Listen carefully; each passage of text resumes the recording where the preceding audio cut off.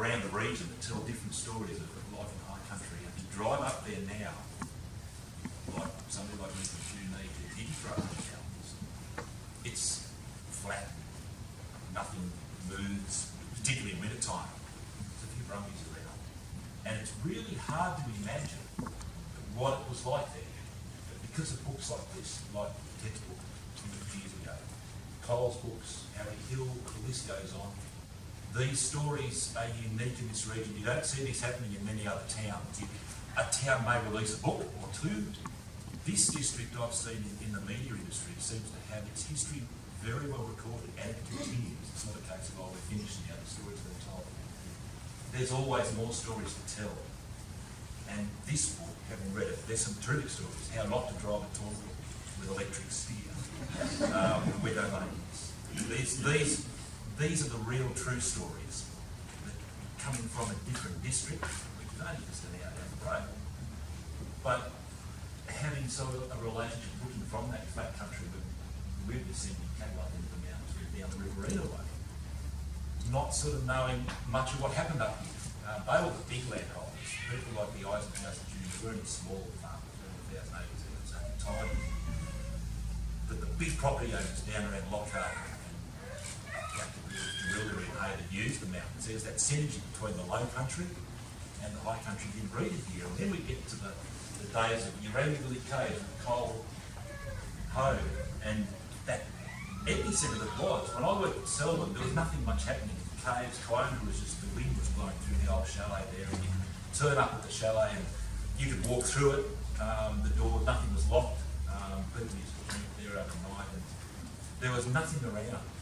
And it was so difficult to try and imagine what life was like living there. I think there was a town here, how could there possibly, there's nothing here. There's a cottage still, a Matthew's cottage still there, Waldwell and a couple, but to somebody who hadn't been up there before, it was quite an eye-opener. And to get hold of these books, I started reading these books when I worked for Bob Peaky at Selwyn.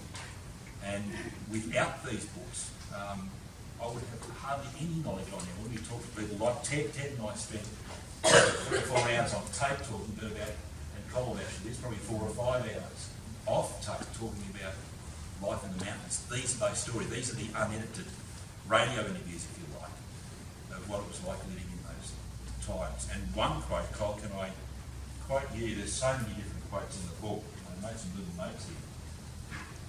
It's a quote from Tom Taylor, Ted's dad, when the CWA rooms were being used for the final time. And I know, Cole, you and I talked about this on an interview and I did. And the quote says, it was Tom Taylor who said at the time, "Tonight when we turn out the lights, it will be for the last time. The lights have gone out all across the mountains. There's no one left to light and trim the land." And Alan Reid replied, "The management practice that has destroyed this community will one day be seen to have stuffed up, but don't hope for a quick fix. It will probably take Cole 100 years or more before the lights come on."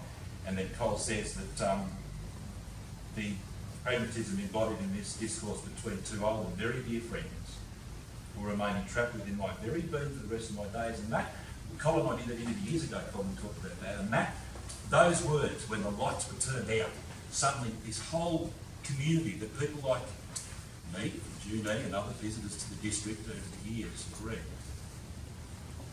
this wouldn't be, it'd all be gone if it wasn't for people like Helen, and Judy, Ted, Cole, and Harry, and all those names that have kept some of it. This is not all the stories. There are lots we probably couldn't print up in the book.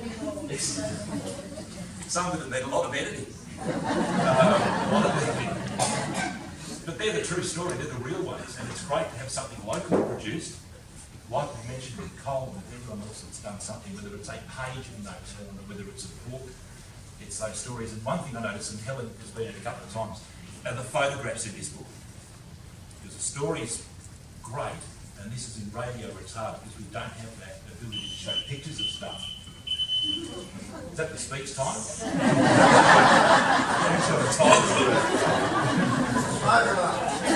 alarm. Goodness. It's a library. It's already been borrowed, see, straight away. It's the photos of Marden with the big fish many years ago. It's pictures of Ted up there with Jahil and horses like that. It's the pictures of the tractors and the machines that I love in the snow east. And some of that, just amazing how they survived to tell these stories, to write these down. Is you wouldn't do it again. You wouldn't be allowed. You'd have your issues with your ticket, is that right, Colin? You'd be kicked off site straight away and turn up with electric steer toilet book. Helen's stories of travelling to Currango from Bella Vista down the G High Walls Road and dealing with the massive trucks and things, moving dirt and equipment, and the transformers coming through from Currango up to the Murray Power Stations and things that we'll never see again. This snowy Tumut will not be like that. There'll be some heavy vehicle movements, but it'll be very, very different. They won't be writing books like this in 50 and 60 years' time, because the stories will be very generic. And they won't be that risk element that makes a story interesting to read. And I think that's what tells a true story. As I said, the interviews I've done over the nearly 20 years I've been here, I'm talking to so many people, and there's lots of other people we still have to talk to as well. And Phyllis Dowling, who can't be with us today, but every Wednesday we talk to Phyllis. She sent her apologies, just isn't well enough. Isn't well enough. And Tom Barrett sent his apologies. And Tom as well. Yes. Look, those, when you talk names like that, like Phyllis, and Shirley's here. Shirley, I remember the story there, as a 2-year-old on the front of the horse coming from Blue Waterhole's house. Once, if we can get Phyllis talking about those days, we've got a whole series. We can go for days. And people listen as far away as Perth and places like that. They tune in with no real links to the district.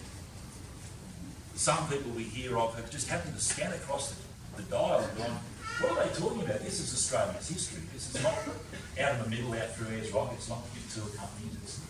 These are families telling their stories. And that's, we all have the opportunity to read in this book. And I think there are a number of quotes that I've got through here, but I think the best one was Cole's, and it was Tom's, that Cole retold, which was terrific. From the night state, they turned those lights out in that beautiful old, relatively new CWA routes, and they realigned the road to make sure that it went straight through the middle of that hall. Because if you kept it there, it would have caused all sorts of trouble. Will we see those days back again? That's the question, isn't it? When we said it's 100 years, we're about halfway there from those story days to real. So many generations could learn so much from the survival. Like one quote in here I remember I marked there was women's survival in the mountains. How in Blue Waterholes, completely snowed in, Shirley, completely snowed in, no way of getting out, husband's way down working with cattle somewhere down in the Riverina, and you're there with a little boat or two. You've got to get your own firewood in, you've got to shoot a wombat to feed your dogs, they're starving and freezing. We can't even imagine what's that like. We'd go to the cupboard and get a can of paddle out and get the tin opener and start the generator and away you go. Living at Selby, we had gas heating up there. It'd be snowing would be right over the front of the flats. And you couldn't see out, you'd have a little walkway into the resort building. I thought that was terrific opportunity. That doesn't happen down there.